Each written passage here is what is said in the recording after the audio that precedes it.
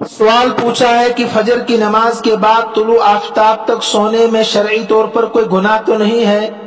دیکھیے، اس سلسلے میں ہمیں سب سے پہلے نبی اکرم صلی اللہ علیہ وسلم اور صحابہ کرام کا طریقہ کار دیکھنا چاہیے کہ آپ صلی اللہ علیہ وسلم اور صحابہ کرام کا اس سلسلے میں کیا طریقہ تھا۔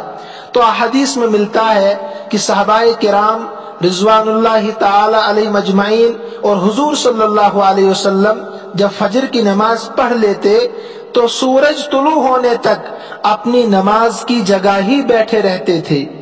ایک راوی ہے سماک بن حرب رضی اللہ تعالیٰ عنہ روایت کرتے ہیں کہ میں نے جابر بن سمرہ رضی اللہ تعالیٰ عنہ سے کہا کہ تم اکثر وقت حضور صلی اللہ علیہ وسلم کے ساتھ گزارتے ہو، انہی کے ساتھ بیٹھا کرتے ہو؟ تو انہوں نے کہا کہ ہاں، میں اکثر وقت انہی کے ساتھ گزارتا ہوں۔ تو حضور صلی اللہ علیہ وسلم جب فجر کی نماز پڑھ لیتے تو اسی جگہ بیٹھے رہتے تھے یہاں تک کہ سورج طلوع ہو جاتا۔ جب سورج طلوع ہوتا تو آپ صلی اللہ علیہ وسلم کھڑے ہو جاتے، چاشت اور اشراق کی نماز پڑھ کر گھر تشریف لاتے تھے۔ اسی طریقے سے حضرت فاطمہ رضی اللہ تعالیٰ عنہ روایت کرتی ہے کہ میں ایک مرتبہ فجر کی نماز پڑھ کر سو گئی تھی۔ فجر کی نماز کے بعد میں ایک مرتبہ سو گئی تو حضور صلی اللہ علیہ وسلم تشریف لائے اور مجھے پاؤں سے ہلایا اور فرمایا کہ بیٹی اٹھو، اپنے رب کی طرف سے رزق کی تقسیم میں شامل ہو جاؤ اور غفلت شعار لوگوں کی عادت اختیار نہ کرو۔ انہیں تو غافل لوگ ہوتے ہیں جو فجر کی نماز پڑھ کر سو جاتے ہیں۔ اللہ تبارک و تعالی طلوع فجر سے طلوع آفتاب تک لوگوں کا رزق تقسیم کرتے ہیں۔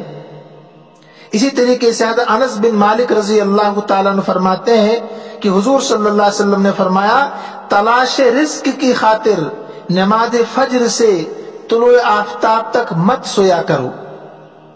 ایک اور روایت ہے کہ حضرت علی رضی اللہ تعالیٰ عنہ روایت فرماتے ہیں کہ زمین کی سطح پر کیے جانے والے 3 کاموں کی وجہ سے زمین اپنی تکلیف کا اظہار کرتی ہے، انہیں تکلیف برداشت نہیں کر پاتی ہے۔ پہلا، ناحق خون بہنے سے، کسی کا ناحق قتل کرنے کی وجہ سے ظلمن کسی کو قتل کر دیا گیا۔ نمبر 2، وہ غسل جو زنا کے ارتکاب کے بعد کیا جائے۔ نمبر 3، طلوع آفتاب سے پہلے سونے سے، فجر کے بعد طلوع آفتاب تک سونے کی وجہ سے بھی زمین اس بوجھ کو برداشت نہیں کرتی ہے۔ ایک حدیث میں آتا ہے کہ جو آدمی فجر کے بعد سونے کا عادی ہو، انہیں مسلسل سوتا ہو، کبھی عذر کی وجہ سے، بیماری کی وجہ سے سو گیا تو یہ الگ ہے، اللہ تعالیٰ اس کی یادداشت کو، حافظہ کو کمزور کر دیتے ہیں، اور ایسے لوگ ڈپریشن کے بھی شکار ہوتے ہیں، دن بھر ہی پریشان ایسے لوگ رہتے ہیں۔ آپ نے دیکھا ہوگا اربوں کروڑ پتی لوگ ڈپریشن کے شکار ہوتے ہیں، خودکشی کرتے ہیں۔ اس کی ایک وجہ یہ بھی ہوتی ہے، وہ تو نماز پڑھتے ہی نہیں، وہ تو سوئے رہتے ہیں، رات کو تاخیر سے سوتے ہیں، صبح 10 بجے 11 بجے اٹھتے ہیں تو ڈپریشن کے شکار ہو جاتے ہیں۔ حافظہ بھی ایسے لوگوں کا کمزور ہوتا ہے۔ آپ نے دیکھا ہوگا جو لوگ مستقل طور پر فجر کے بعد سونے کے عادی ہے، مسلسل سوتے رہتے ہیں فجر کی نماز کے بعد اور طلوع آفتاب کے بعد جاگتے ہیں، وہ اکثر چیزیں بھول جاتے ہیں، چیزیں رکھ کر بھول جاتے ہیں، بات کہنا بھول جاتے ہیں، اور عورتوں میں اکثر یہ بیماری ہے کہ فجر کی نماز کے بعد فوراً سو جاتی ہے۔ اور بعض روایت میں آتا ہے کہ حلال رزق کے دروازے ایسے لوگوں کے لیے بند ہو جاتے ہیں، حرام خوب کماتے ہیں ادھر ادھر سے، اس میں پھر برکت بھی نہیں ہوتی ہے۔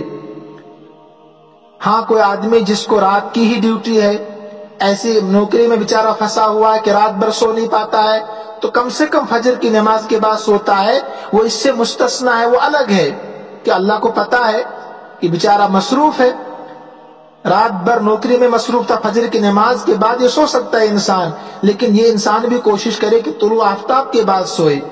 اللہ کے نیک بندے جو تہجد گزار بھی ہوتے ہیں، راتوں رات جاگتے ہیں، وہ بھی اشراق کی نماز پڑھ کر سوتے ہیں، فجر کی نماز کے فوراً بعد نہیں سوتے۔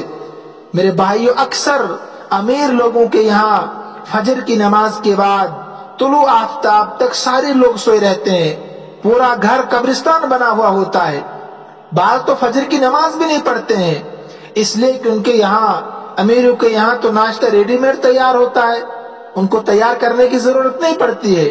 اٹھ کر ناشتہ کرتے ہیں اور کاموں میں مصروف ہو جاتے ہیں۔ اکثر یہی دیکھا گیا کہ جو لوگ اس وقت سوتے رہتے ہیں، یعنی فجر کی نماز کے بعد سوئے رہتے ہیں، وہ فجر کی نماز بھی نہیں پڑھتے ہیں، فجر کی نماز بھی ان سے چھوٹ جاتی ہے۔ فقہاء نے لکھا ہے کہ انسان کی زندگی کا منحوس دن وہ ہوتا ہے جس دن فجر کی نماز قضا ہو جائے۔ اب جو پڑھتے ہی نہیں ہے، یعنی جس کی فجر کی نماز قضا ہو جائے، زندگی کا منحوس دن وہ ہوتا ہے۔ ایک مشہور واقعہ ہے کہ ایک شخص نے یہ نیت کی کہ جس زندگی کا جو میرے لیے منحوس دن ہوگا، میری زندگی کا جو منحوس دن ہوگا، اس دن میں بیوی کو طلاق دوں گا۔ اب یہ پریشان تھا کہ منحوس دن کون سا ہوگا۔ ایک فقیہ کے پاس گیا، عالم کے پاس گیا، تو انہوں نے کہا کہ جس دن فجر کی نماز قضا ہو جائے، یعنی وقت سے مؤخر ہو جائے، قضا ہو جائے، تو تمہاری زندگی کا منحوس دن ہوگا، اسی دن تم بیوی کو طلاق دے دینا۔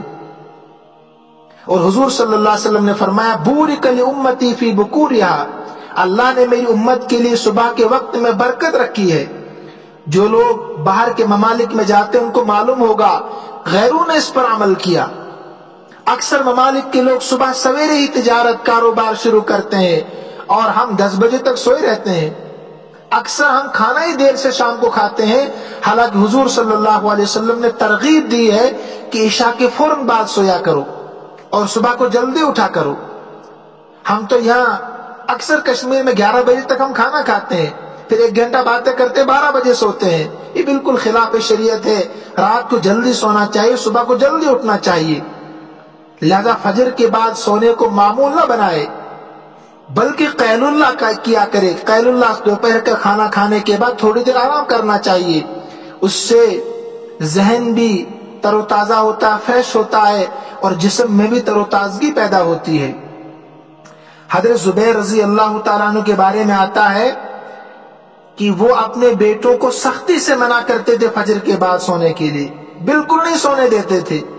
حضرت عروہ رضی اللہ تعالیٰ عنہ کہتے ہیں کہ میں جس شخص کے بارے میں یہ سنتا ہوں کہ وہ صبح کی نماز کے بعد سوتا ہے تو میری اس میں دلچسپی ختم ہو جاتی ہے، یعنی ایسے لوگوں کو میں پسند نہیں کرتا ہوں جو فجر کی نماز کے بعد سو جاتے ہیں۔ تو لہذا کوشش کرنی چاہیے کہ فجر کی نماز کے بعد طلوع آفتاب تک عبادت میں گزاریں، تھوڑی دیر عبادت بھی کریں، ورزش بھی کریں، یہ بھی عبادت کا ایک حصہ ہے۔ اللہ کے نبی صلی اللہ علیہ وسلم نے فرمایا کہ اللہ تعالیٰ کو طاقتور مضبوط ایمان والا پسند ہے اس کے مقابلے میں کہ کمزور ایمان والا ہو۔ لہذا ورزش کو معمول بنائے، اسی طریقے سے اس وقت کو عبادت میں گزارے، سونے میں نہ گزارے، اس وقت کو معمول نہ بنائے زندگی کا۔ اللہ تعالی ہم سب کو اس پر عمل کرنے کی توفیق عطا فرمائے۔ السلام علیکم ورحمۃ اللہ وبرکاتہ۔